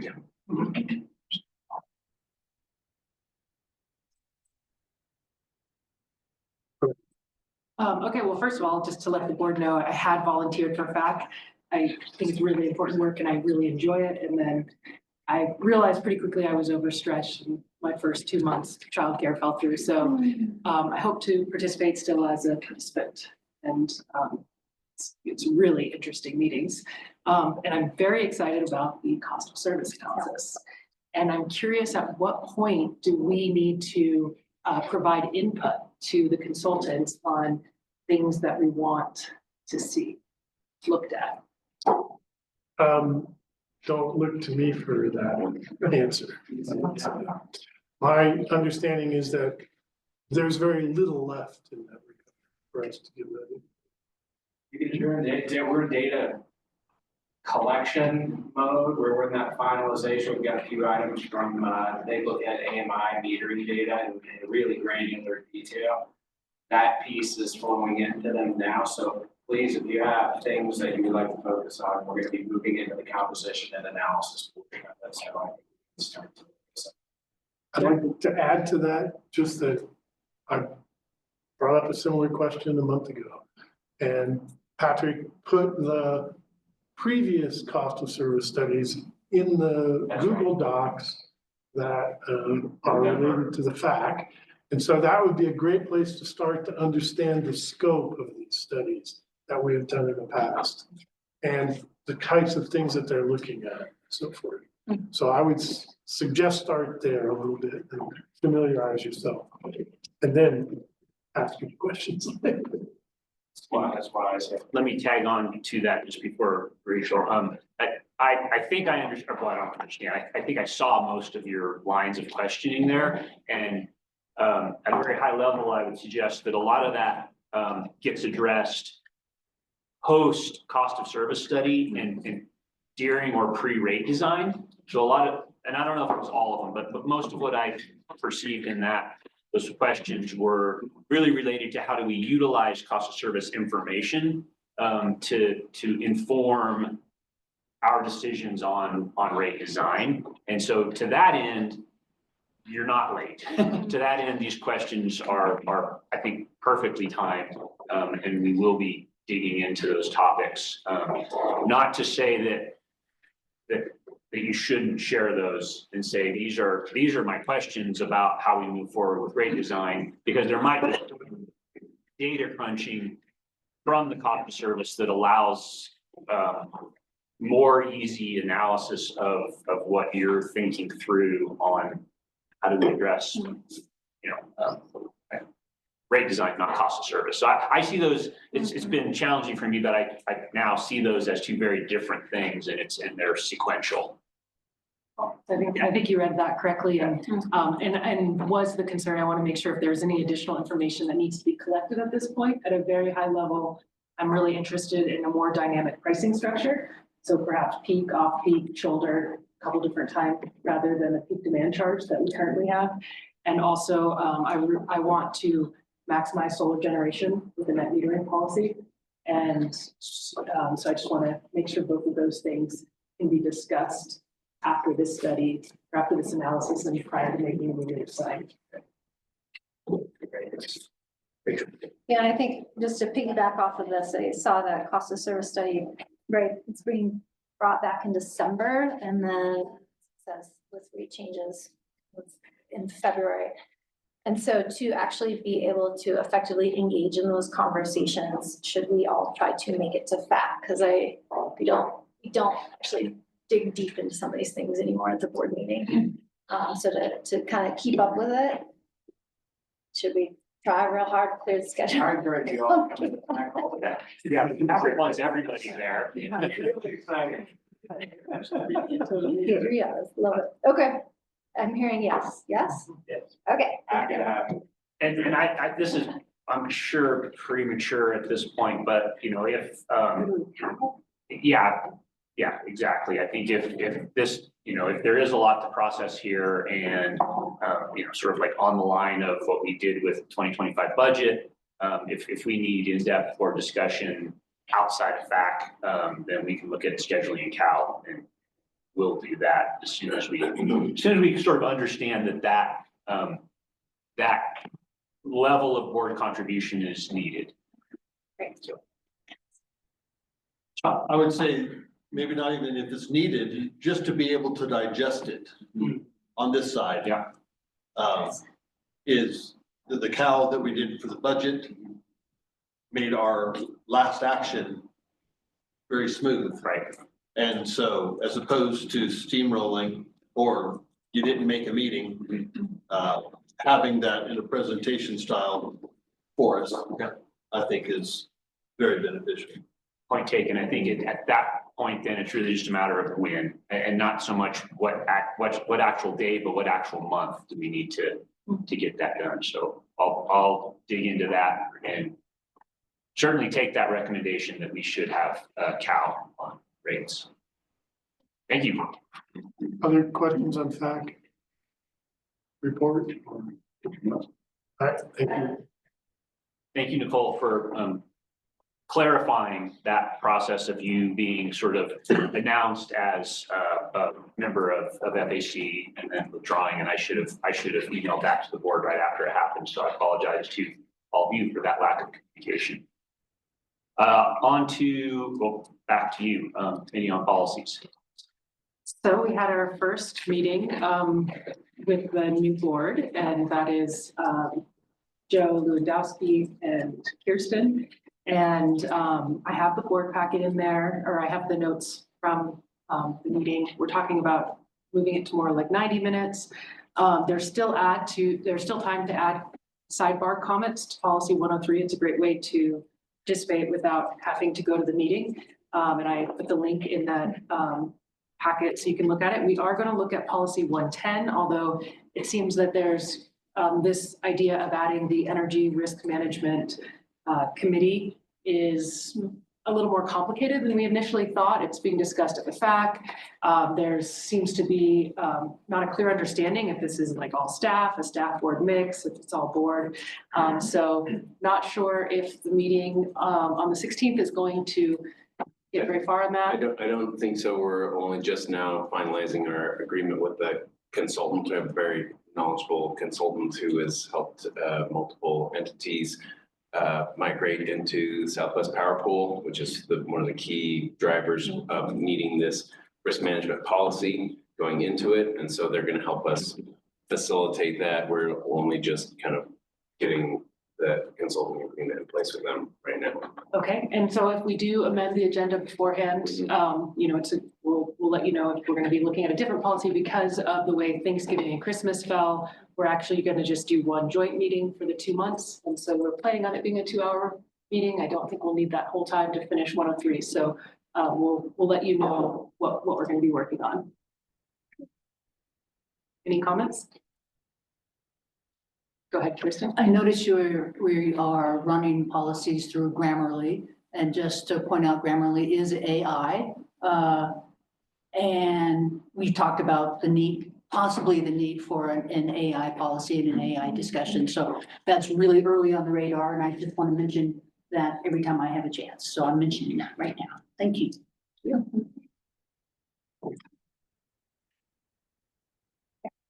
Good. Anything else for committee on policies? Thank you very much. Let's see. So as discussed earlier in the agenda, we took this item C off the agenda for today. Brings us to agenda item 7, attorney update. Graham pulled me aside and said that Matt's not going to be able to join us today. Graham, do you have anything to share in public session? Any of Matt's words or thoughts? Yeah, Matt provided me with some talking points that he'd like for me to just update everyone on. Sorry, he can't make it. He had some travel plans change on him in the last minute and sort of airline reroute that was out of his control. So he apologizes for that. But the notes that he gave me regarding the contract termination proceeding, which is now on appeal in the 10th Circuit Court of Appeals, that the Federal Energy Regulatory Commission's brief is due at the end of January of 2025. That responds to both the Tri-State and United Appeals that brought that case before the 10th Circuit. We are part of a joint proceeding with United and Mountain Parks in that. So we sort of file the way that the 10th Circuit has doled out the briefing. We have to file in a unified with United and Mountain Parks. So we will be participating in that. That goes probably mid-February based on when the FERC brief gets filed. It's 3 weeks after the FERC brief gets filed. And then reply briefs will be from that filing will be due in mid-March. And then they anticipate oral arguments in the late summer or fall of 2025. As far as the sleeving administrative fee, which was sort of an open question on the contract termination payment, that has that was retained by FERC to continue consideration of. Right now, FERC trial staff and Tri-State are in a mandated settlement posture. They're exchanging information with each other. The next settlement conference is January 23rd. And then for the Tri-State rate case, there's not a public update on that. That's Tri-State's, as you recall, Tri-State's formula rate was accepted by FERC, but not approved. And ultimately, it was originally postured that there would be about 4 specific sub-questions that would be referred, and instead FERC decided to make the entirety of the rate subject to question, largely because of some outside interveners. So there's no public update on that. Any legal questions that we think Graham might be able to tackle? Go ahead, Tim. Did you already have it first? I don't have it yet. Halfway up. Halfway up. Tim, you're up. So just remind me, the first thing you spoke about was the 10th Circuit. So when FERC issued its final contract termination payment order in December of last year, that was subject to appeal as a final administrative order. It's subject to appeal in the federal court system. It goes immediately to the appellate level courts. It doesn't go to the district level courts. United Power. So no, so FERC is the agency, right? So instead of a court decision that's being appealed, it's an agency decision that's being appealed. United Power filed their appeal in the DC circuit, which typically handles administrative legal determinations. Tri-State filed in the 10th Circuit. There's through sort of circuit decision-making jurisdiction magic, it was determined that the 10th Circuit was going to be the jurisdiction, and it's not worth sort of fighting that or anything. So they've combined the United Appeal and the DC Circuit and the Tri-State Appeal into one appeal that's pending in the 10th Circuit, which is located in Denver. It's Kansas, Wyoming, Colorado, New Mexico, Oklahoma. Okay, Utah. so is that different than the filing that Tri-State made to the 10th Circuit to essentially go back to lost revenue? No, that's exactly what this is. So Tri-State filed into the 10th. They said FERC was wrong when it picked a balance sheet approach. It should have picked lost revenue here. United's was balance sheet was correct, but you've made some calculation errors, we think it should be calculated, it should still be balance sheet, but we should calculate it slightly differently than FERC did. Those are consolidated in front of the 10th Circuit. My discussion with Matt, right, is That's a reason. it was consolidated shortly after it occurred, right? So there's, I can't remember, it was probably, the appeals probably occurred around March, I think, probably 90-ish days to file your appeal. I could go back and find the exact dates of when the appeals were filed, but they were sort of timely appeal in two different courts that both have legitimate appellate jurisdiction, but there's sort of a determination between the appellate courts about who's going to actually hear it. So they don't have one order come out of the DC Circuit and a different order come out of the 10th Circuit that are kind of conflicting for judicial autonomy. They pool. Okay. And also for judicial economy, as a litigant, we are pooled in our litigation posture with both United Power and Mountain Parks. Thank you. And so a positive outcome for LPEA from this would be what? Presumably if United Power won, because their argument is designed to sort of drive the contract termination payment calculation lower. Although, it's possible, there are a lot of levers inside the payment, right, that could potentially move it down for United Power and move it up for us, like depending on how things get accounted for. So it's not, that there's a few, it's pretty sophisticated, but the key for us, right, and where we are sort of unified, we absolutely agree that balance sheet approach is the appropriate calculation, regardless of, some minor precision issues. Can we talk about approach in executive session? Yes. Thank you. Yes, I have some additional updates that are executive session on these from Matt as well. Thank you. Anything else then for public session? Or at least for now, we'll come back. Okay, so next action is to go into executive session. I just want to make sure that when we get a motion for this, that we're being clear about what the topics are. Yes, we do have. Item C, is that Yes. still a topic? Thank you for pointing that out. No, that is something we move to a later month. Okay, right. It's not something that we're. And I believe that is clarified in at least in my board packet, it says that this will be reviewed in January. Okay, so as it stands right now, we have item A, attorney updates, and item B, power supply progress. I do also have another legal matter that we need to discuss that's not in the FERC, La Plata County or related actions. So if we could add an additional legal matter. Well, then we'll make item C LPEA legal matter. All right, anybody got that motion handy? We go into executive session, discuss items A, B, and C. All right. Thank you, Rachel. Seconded by Joe.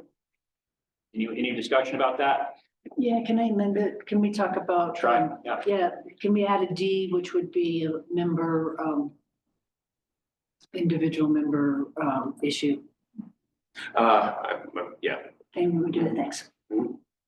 So is that a friendly amendment? Friendly amendment. Thank you. Moved and seconded. Thank you, Kirsten. Any other discussion? All right, all in favor of going into executive session, that those topics in mind? Aye, say aye. Anybody opposed? Or abstentions? Okay, then let's move over to executive session.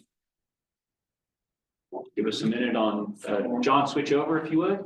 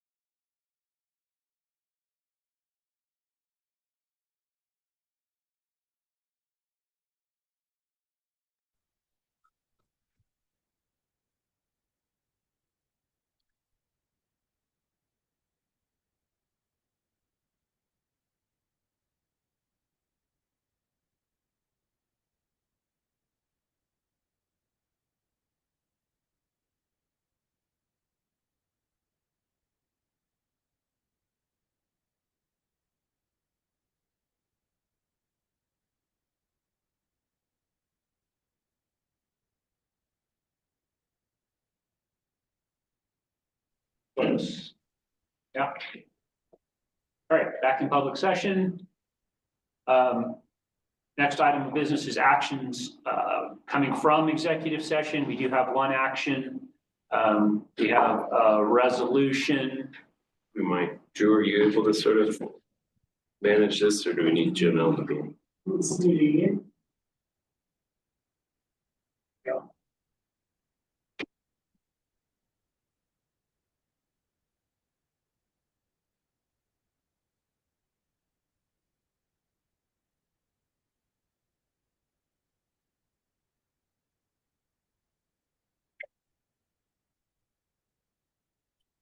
In front of us is resolution 2024-15.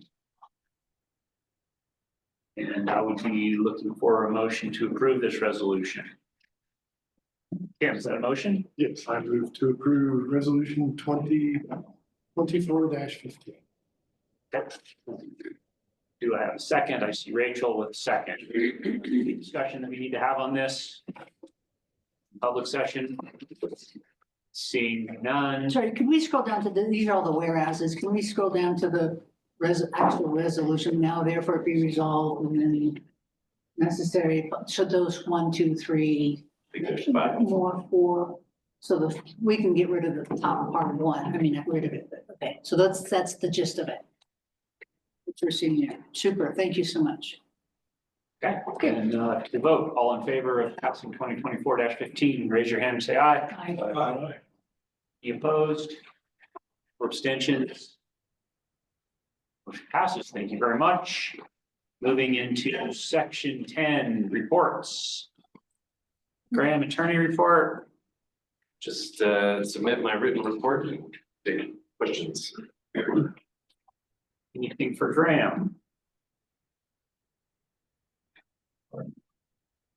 Nothing at this time. Going through director reports. Anything that anyone wants to point us to, or questions that board members have about any of those reports? On Western United Electric, Nicole had a question. I have put my hat into the finance committee. Okay. Hopefully I'll be a member of the finance committee on the next meeting, which is January. And then on the roundup, if you can see on the symphony, we weren't able to give, but they're actually going to be on the next roundup meeting. Okay, cool. So hopefully we can, if the board approves, then we might be able to give them what they were asking for last time. So Carrie does a good job of keeping everybody informed what's going on. So hopefully they'll turn out as positive. Well done. Other questions? Kohler? Just a real quick question on Roundup. Have you put a floor on what you're gonna do with the reserves? How low you'll take? the Yeah, we reserves? have. So it was like 3,000 in checking for the roundup, and I think 5,000 in educational, or vice versa. So 2 board meetings ago, we did put a floor, and that's why we're coming close to it, and that's why we're not giving as much out as before, because we are very cognizant of where we're at. So there is a floor. And Nicole, I don't know if you remember. Yeah, I was trying to. I think it's like 2,000, 3,000. Yeah, I remember one was 5,000. Okay, 3,000, 5,000. Yeah. So what, we can look it up and get that to you. But yes, we do have to have a floor in check for availability, yes. I have one to bring up related to Tri-State, just because of Tri-State on the agenda. It's another board president apology. Last month, we had discussed, I guess, the concept of having what, at least in my head, I termed a tri-state monitoring position. So not an actual tri-state representative, but I had promised to go away from that and distribute what I thought that job description was, so that all of us could review that and decide whether, number one, we thought it was a good idea, and number two, if it's a good idea, who should do it.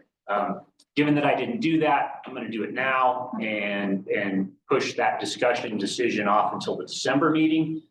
By doing that now, I'm just going to suggest that the job description of this position is the same job description that the tri-state representative has, less the representative capacity, less the voting, I guess, for lack of a more thorough description, but lack of a voice on the tri-state board. But as far as attending and presenting and bringing information back to this board, that would be sort of my, I guess, expectation or thought process as to what could be valuable for this board. So having someone do those activities and bring it back. Stew on that for the next month. And come back, I think, prepared to discuss and vote on whether or not we think that's a beneficial position from this board. It would be, let's just call it a paid position, but it would be compensated the same way that any other board committee, board delegation is compensated by policy. And if you think it's a good idea, talk amongst yourself and think about who might be the best person to do it. So that's all I was going to bring up on tri-state. Nicole, question? Well, Kirsten and I talked about this and she brought up the idea, I got kind of agreed with. So since we're settling, is there any reason why we should just join as a full-fledged member, I think that's up for discussion, although the timing of it, I'm not certain on, right? I mean, we don't want to change, my opinion, I guess, we don't want to change our position before we change our position. Right? Right, we don't want to put ourselves in the jeopardy that we thought we were taking ourselves out of, if that jeopardy still exists.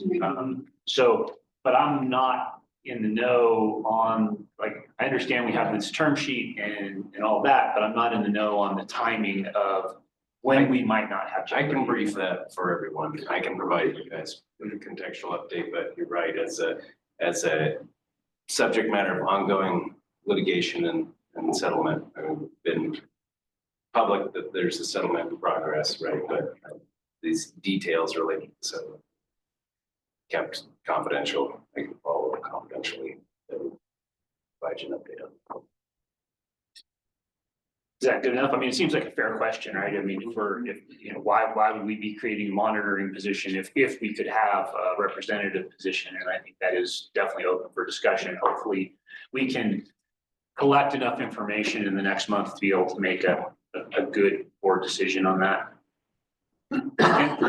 So would someone travel to Denver to be this monitor? Would we be paying travel costs and so forth? I mean, if they're not a member of Tri-State isn't giving them compensation. Right. And I don't think we budgeted for it.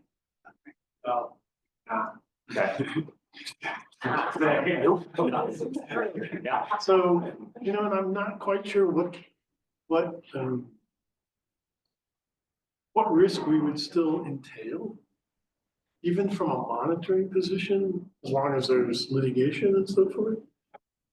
I'm not sure, maybe I'm not the attorney. I guess my only suggestion would be a cost and a potential risk, in my opinion. I'm not sure what the benefit is against those two things. And I would just suggest that those are all good points of discussion, and let's dive into that deeply when we bring it up next month, but it's been previewed. Can you present the budget with it next month? Can what? Can you present the budget with it next month? Yeah. I'm not gonna be here in December meeting, but as far as having a full-fledged member, that basically takes a member off of our board. And that's why we got out of it in the first place. So I would not be in favor of having a full-fledged member on board of Tri-State, because that puts that person in a terrible, stupid position to have to somehow juggle both sides of the equation. And I think that's a really bad idea at this point. Thanks for providing your input since you won't be here. Okay, so that gets us through reports, unless there are any other questions. Go ahead, Rachel. I have a different question about Tri-State. Yeah, go. So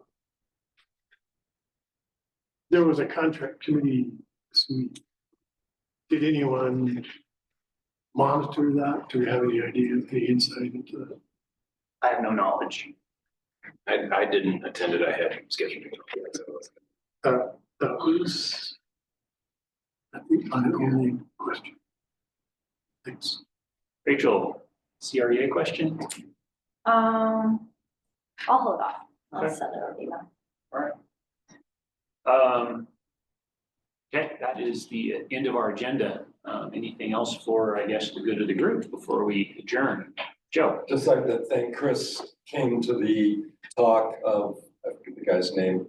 Auden Schindler. And the Smiley this week, and he was talking it up with a bunch of people, and there's a lot, and there, I don't know, there's probably 100 people, 100. That's great. So, it was a great introduction to start off, and I'd like to see more of that, so. Well, I have heard many stories like that, so he is a man about town right now.